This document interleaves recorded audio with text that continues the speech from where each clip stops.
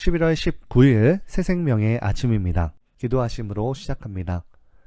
거룩하신 하나님 아버지 감사합니다. 주님의 높으심과 그 경외하심이 우리의 삶 가운데 있기를 소망합니다. 오늘의 이 하루 가운데에 우리의 모든 행실과 언행과 보이지 않는 마음조차 주님을 향한 그 사랑과 섬김이 표현되기를 소망합니다.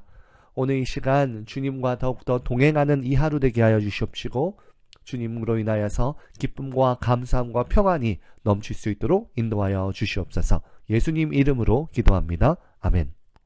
오늘 주시는 하나님의 말씀은 사무엘상 12장 전체의 말씀입니다. 12장 1절부터 18절까지의 말씀입니다. 사무엘이 온 이스라엘에게 이르되 보라 너희가 내게 한 말을 내가 다 듣고 너희 위에 왕을 세웠더니 이제 왕이 너희 앞에 출입하느니라. 보라 나는 늙어 머리가 희어졌고 내 아들들도 너희와 함께 있느니라. 내가 어려서부터 오늘까지 너희 앞에 출입하였거니와 내가 여기에 있나니 여호와 앞에 그의 기름을 부은 자 앞에서 내게 대하여 증언하라. 내가 누구의 소를 빼앗았느냐? 내가 누구의 나귀를 빼앗았느냐? 누구를 속였느냐? 누구를 압제하였느냐? 내 눈을 흐리게 하는 뇌물을 누구의 손에서 받았느냐? 그리하였으면 내가 그것을 너희에게 갚으리라 하니 그들이 이르되 당신이 우리를 속이지 아니하였고 압제하지 아니하였고 누구의 손에서든지 아무것도 빼앗은 것이 없나이다 하니라. 사무엘이 백성에게 이르되 너희가 내 손에서 아무것도 찾아낸 것이 없음을 여호와께서 너희에 대하여 증언하시며 그의 기름 부음을 받은 자도 오늘 증언하느니라 하니 그들이 이르되 그가 증언하시나이다 하니라. 사무엘이 백성에게 이르되 모세와 아론을 세우시며 너희 조상들을 애굽 땅에서 인도하여 내신 이는 여호와이시니 그런즉 가만히 서 있으라. 여호와께서 너희와 너희 조상들에게 행하신 모든 공의로운 일에 대하여 내가 여호와 앞에서 너희와 담론하리라. 야곱이 애굽에 들어간 후 너희 조상들이 여호와께 부르짖음에 여호와께서 모세와 아론을 보내사 그 두 사람으로 너희 조상들을 애굽에서 인도해내어 이곳에 살게 하였으나 그들이 그들의 하나님 여호와를 잊은지라. 여호와께서 그들을 하솔 군사령관 시스라의 손과 블레셋 사람의 손과 모압 왕의 손에 넘기셨더니 그들이 저희를 치매 백성이 여호와께 부르짖어 이르되 우리가 여호와를 버리고 바알들과 아스타롯을 섬김으로 범죄하였나이다. 그러하오나 이제 우리를 원수들의 손에서 건져내소서. 그리하시면 우리가 주를 섬기겠나이다 하매 여호와께서 여룻바알과 베단과 입다와 나 사무엘을 보내사 너희를 너희 사방 원수의 손에서 건져내사 너희에게 안전하게 살게 하셨거늘 너희가 암몬 자손의 왕 나하스가 너희를 치러 옴을 보고 너희의 하나님 여호와께서는 너희의 왕이 되심에도 불구하고 너희가 내게 이르기를 아니라 우리를 다스릴 왕이 있어야 하겠다 하였도다.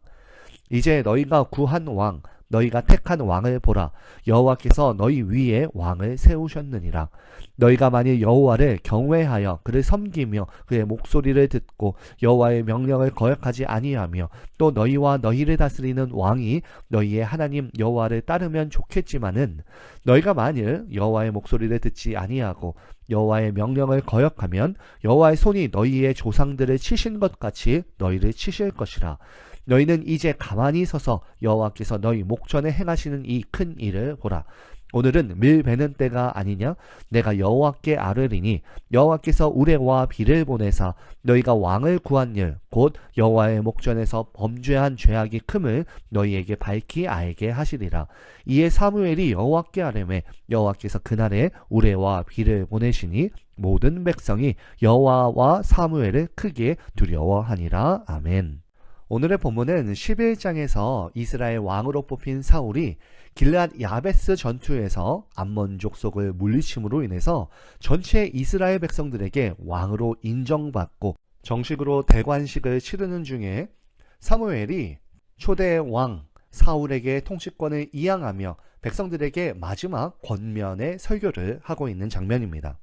오늘 본문의 1절에서 5절을 보면은 사무엘은 자신의 청렴 결백에 대해서 아주 적극적으로 변호하고 있는데요. 이것은 이제 왕이 되어지는 사울 또한 이스라엘을 다스릴 때 이렇게 해야 된다는 것을 강조하기 위함입니다. 사무엘은 여기에서 5가지의 부패한 리더십에 대해서 얘기하는데요. 첫 번째는 소를 취하는 것, 두 번째는 나귀를 취하는 것, 세 번째는 속이는 것, 그리고 또 압제하는 것, 뇌물을 취하는 것, 이렇게 말을 하고 있습니다. 이 중에 세 가지는 원어로 봤을 때 이 취하다라고 하는 단어를 사용하고 있는데, 사무엘상 8장 8에서 18절을 보면 왕이 백성들로부터 지속적으로 무엇을 하느냐라고 봤을 때 그것이 바로 이 동일한 단어인 취하다라고 하는 단어입니다. 다시 말하면 왕은 백성들에게 이 취함으로 인하여서, 백성들로부터 취함으로 인해서 자신의 이익만을 추구할 것이다 라고 하는 게 사무엘상 8절의 내용이었습니다. 그러나 사무엘은 이 백성을 위해서 자신의 평생을 아낌없이 바쳤을 뿐만이 아니라 깨끗했음을 강조하면서 이제 다음에 왕으로서 통치할 사울에게도 권면하고 있습니다. 이 권면의 핵심적인 내용은 바로 하나님 앞에서 우리가 어떤 존재인지에 대한 자각입니다. 우리는 하나님의 권위 아래서 순종하며 그분의 도우심만을 간구하는 존재다라는 것입니다. 이것을 위해서 6절에서 12절까지 사무엘은 이스라엘의 출애굽 사건에 대해서 다시 한번 되새깁니다. 사무엘은 자신들의 과거에 대해서 상기하면서 우리들은 애굽에서 종살이를 하던 미천한 신분이었지만 하나님의 그 크신 은혜로 애굽의 그 압제로부터 해방되어서 구원을 누리게 된 그 사실을 상기하며 이스라엘의 참된 왕은 하나님뿐임을 일깨우기를 원했습니다. 동시에 이것은 그 같은 참된 왕이신 하나님을 거부하고 열방을 바라보며 그들과 같이 인간의 왕을 구한 사실이 그것이 하나님을 거부하는 배은망덕한 마음으로부터 나왔다는 것을 일깨웁니다. 특히 사무엘은 이 12절에 암몬왕 나하스와의 싸움을 언급하고 있는데요. 그는 부르짖음과 응답의 언약 관계가 하나님과 우리와의 관계였다는 것을 얘기하면서 굳이 왕을 요구한 이유들의 그 죄에 대해서 상기시키고 있습니다. 곧 사무엘은 하나님이 전혀 잘못이 없으며 이스라엘이 스스로 만든 죄의 올가미에 걸리는 그 행위를 하고 있다는 것을 얘기하고 있는 것인데요. 왕을 세운 것은 하나님과의 그 통치권을 거부한 행위이므로 이스라엘은 지금 하나님과의 언약을 파괴한 것으로 간주될 수 있는 위험에 처해 있다는 겁니다. 자, 그렇다면 이제 앞으로 하나님과 이스라엘은 어떤 관계를 유지할 수 있을까요? 다행히 사무엘은 하나님이 이번에도 그 반역하는 이스라엘을 품으시고 예전에 시내산에서 맺었던 하나님과 이스라엘의 그 언약 관계를 유지할 것에 대해서 얘기하고 있습니다. 이것이 14절에서부터 15절까지인데요.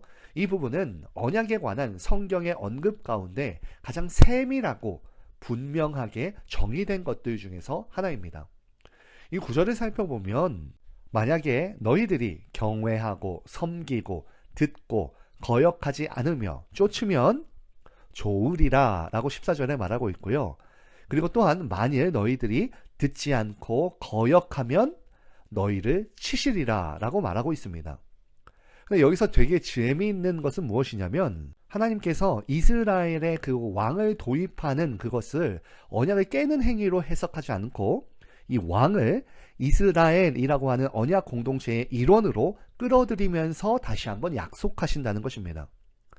곧 옛 체제가 새 체제를 수용한다는 의미일 뿐만 아니라 이스라엘이 시내산에서 하나님과 맺은 언약을 앞으로도 유효한 것으로 하나님께서 간주하겠다는 것입니다. 오늘의 이 본문이 옛 제도, 곧 사사를 통한 신정제도에서 새로운 제도, 이 왕정의 제도에 대해 그 합의점이 이루어지는 합의점이 되어지는 것입니다. 곧 하나님께서는 자신의 통치를 거부하고 반역하는 백성들을 하나님이 끝까지 버리지 않으시며 그들이 요구하는 새로운 패러다임을 하나님께서 껴안으시는 것이었습니다. 하나님께서는 이 언약을 매우 강렬하게 맺으시는데요.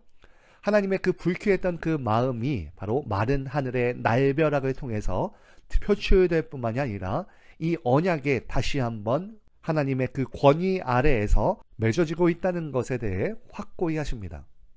당시의 때는 밀을 베는 5에서 6월 사이였습니다.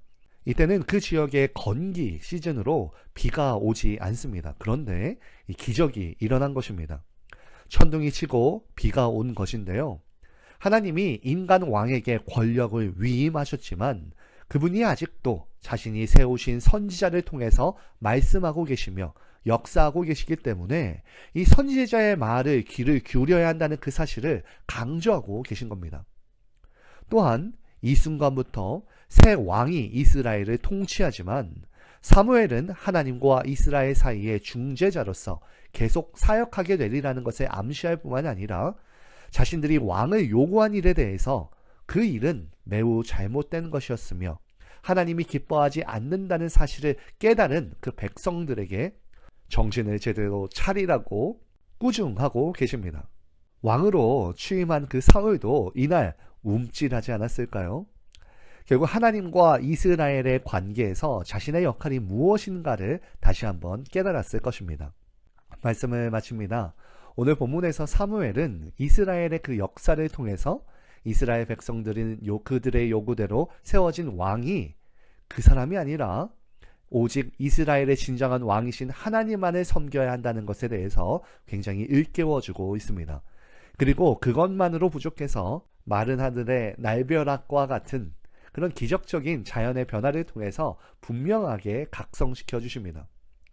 그렇게 해서라도 그것을 일깨워 주어야 이스라엘이 제대로 살아가야 한다는 것을 말해주기 위한 아버지의 마음이었을 것인데요. 곧 하나님만을 경외하고 그분의 뜻에 순종해야 한다는 것은 어떻게 해서든 깨닫지 않으면 안 되는 성도에게는 곧 생명과도 같다는 죽고 사는 문제라고 해도 과언이 아닙니다. 그런데 우리는 얼마나 하나님을 경외하며 그분의 뜻에 순종하며 살아가나요? 바쁘다는 이유로 우리의 삶 속에서 하나님을 번번이 외면하고 있지는 않습니까? 혹시 세상에서 출세하고 돈을 벌기 위해서 세상의 권력에는 한없이 아부하면서 하나님을 경외하는 마음은 이미 사라져버려 있는 것은 아닐까요? 오늘 이 하루 스스로 오늘 이 말씀을 제대로 묵상하며 깊이 생각하며 하나님을 뜨겁게 경외하고 오직 그분에게 순종하며 살아가는 저와 여러분들 되시기를 진심으로 축원합니다. 이 시간 기도하기를 원합니다. 첫째로 창조주의자 주권자이신 하나님을 우리가 인식하며 회개가 살아있는 우리가 되게 해달라고, 오늘 이 하루 주님의 통치가 우리 삶 속에 말과 행동으로 실현되어질 뿐만이 아니라 빛과 소금의 역할을 우리가 잘 감당하여서 살아가게 해달라고 기도합시다. 둘째로는 화요일에 환우들을 위해서 기도합니다. 암과 싸우고 있는 성도들, 어깨 관절과 인대의 어려움으로 고통받고 있는 성도들, 아픈 허리로 인해서 일상이 불편한 성도들, 그리고 뇌와 마음의 질병으로 아무런 말도 못하고 외로움 가운데 있는 성도들을 하나님께서 그들의 마음속에 찾아가 주시고 위로하시며 또한 견디고 이겨낼 수 있는 믿음을 달라고 이 시간 그들의 치료를 위해서 기도합시다. 셋째로는 11월의 감사의 날에 우리에게 주신 그 은혜와 감사의 내용들을 다시 한번 기억하면서 선하고 좋으신 하나님을 진정으로 고백하며 하늘의 기쁨과 평안을 우리의 마음속에 허락해달라고 기도하시며 오늘 이 하루 담대히 살아가는 저와 여러분들 되시기를 바라겠습니다.